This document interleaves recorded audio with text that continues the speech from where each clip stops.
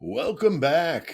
I'm dealing another episode of 666 seconds of murder, and you guys know what's up. That means this video will be less than 666 seconds or 11 minutes and 6 seconds. So this one's going to be close. I might go slightly over.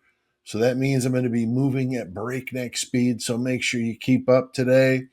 And today I'm sporting a shirt band from Phoenix, Arizona called Insight. Really cool band, thrash metal band with maybe a little bit of groove metal, a little Pantera ish. So if you like Pantera, you definitely would like these guys. But yeah, I just got the shirt today, so I figured I'd support them and spread the word. Do me a favor, though. Take a moment to like the video. If you're not a subscriber, subscribe before you leave today.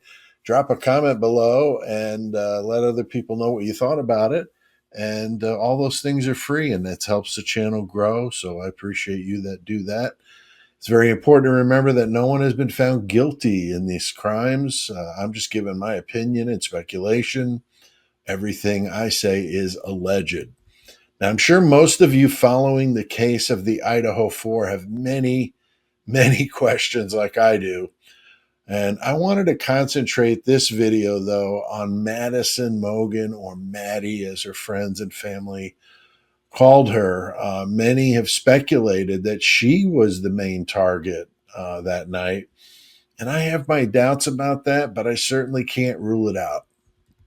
Now, in the most recent hearings that hearing that went on this last week, we heard about the DNA found under Maddie's fingernails. And the prosecution was trying to keep the inconclusive results regarding Brian Kohberger, despite the fact that the defense expert, was able to rule him out. And it was said that the DNA was analyzed two different ways by two different companies. So that's where the difference is. But, from what they explained, it was a little confusing. I'm kind of trying to simplify it. But the judge actually sided with the defense to a degree and left it up to both parties to kind of just figure it out. But basically said, it's an inconclusive result. We're not going to prejudice the jury by bringing it up. We also heard that Maddie had no defense wounds. So does that mean that the DNA under her nails is really, a moot point like from earlier in the day, or who knows? I don't know what her personal hygiene habits are, but hard to say how long it was there. And there's not a whole lot of it there, but it mystifies me that law enforcement is not required to test every skin cell of DNA. I mean, it's amazing they did that on the button snap, but when it comes to everything else, it's like no big deal. There's blood on the wall. There's some blood on the handrail. No big deal. Oh, there's a glove outside with some blood in it. Oh, that's nothing to worry about. It makes no sense to me at all. The only answer I could come up with that seems at all logical is that they're trying to hide the identity of somebody or some people. I wouldn't be surprised if they did have them analyzed and are keeping it close to the vest. It would not surprise me. Now, if Maddie had no defense wounds, then it's likely she was surprised, and we know how drunk she was that night. Her toxicology backs that up. She was probably passed out cold when the attacker struck. We know that Kaylee was said to have had more than 50 wounds and that she fought back. So Maddie was probably attacked, and then Kaylee was either in the bed as well, or was possibly in her bedroom with Murphy and then heard something going on. And my wife has been saying that since this all started. I know the 4chan posts refer to Kaylee as, not being part of the target. She was just in the wrong place, wrong time. So now, something that sticks in my head about Kaylee that night, we know from Christy Gonzalez that Dylan Mortensen actually made the 90-minute trip north to Coeur d'Alene to ask Kaylee to be her +1 for a party that Friday, because Kaylee was out of the house by then. She was staying with her parents. Now, it was odd to Christy and Kate that, Kaylee didn't want to go. So it was kind of an odd visit. She agreed to do it, though, to avoid making Dylan upset, is what Christy said. Now, the fact that Dylan went out of her way to get Kaylee to come down to that particular weekend makes it just a little too much of a coincidence. I've heard rumors that Dylan had issues with Kaylee and wasn't a fan of Murphy's either. I mean, could it be that Kaylee was added to the mix as a way to barter with Dylan for her inside view of things? I mean, someone, you know, to make sure that, everything was placed just right, that doors would be open or unlocked and all of that kind of stuff. There's a deep sadness I feel when I think about Kaylee and Maddie, only because, these were inseparable friends since childhood who died in the most tragic of ways. I mean, just absolutely terrible. It's very possible Kaylee heard noises coming from Maddie's room and rushed in to help her friend. If the things were as frantic as I believe they were going on in that house, maybe they were scared senseless and awake and desperately reaching out to Jack DeCour, who lived only a block away but never answered the call. We all know that Jack, has a weak alibi. He said he was in his room sleeping, and his roommate corroborated the story. But the thing is, even if Jack was in his room, his window gave easy access to a low part of the roof that he could easily jump down from.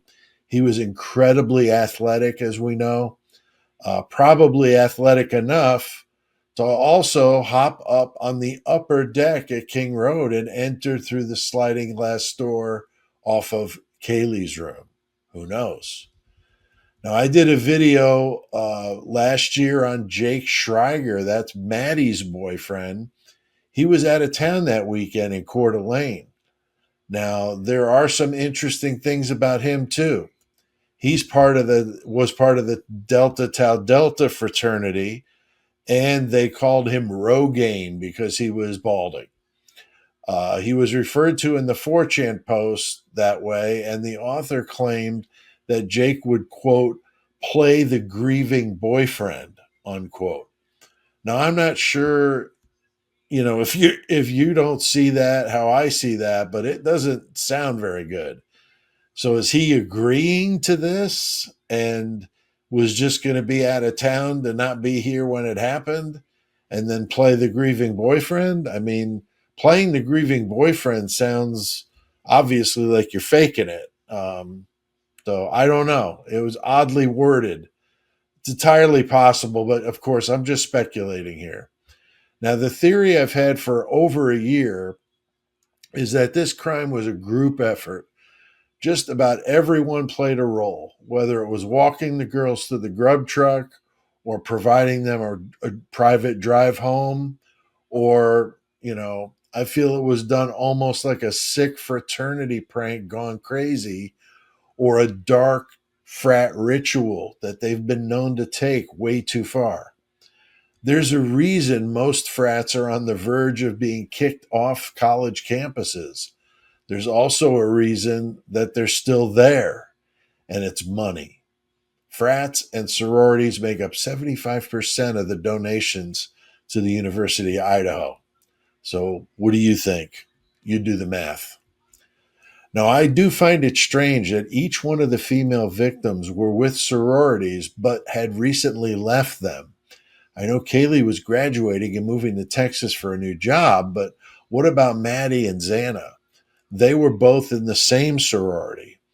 Did something happen to make them leave abruptly? The sorority girls at the grub truck were obviously snubbing Kaylee and Maddie when they showed up that night. It was very glaring. Why was that?